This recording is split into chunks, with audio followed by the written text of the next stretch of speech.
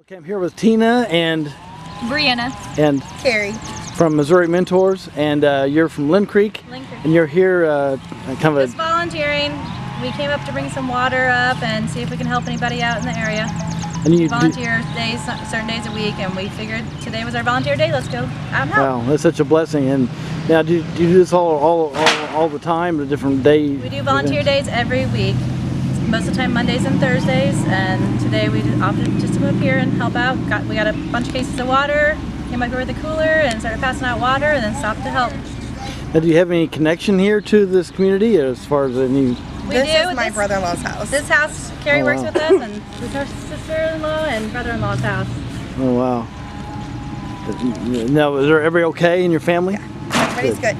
Well, from what I understand, last I heard there was no fatalities, only one injury or so, and so this is an amazing that it as the devastation as it is, that there wasn't lots of lives, so thank God for that. But Absolutely.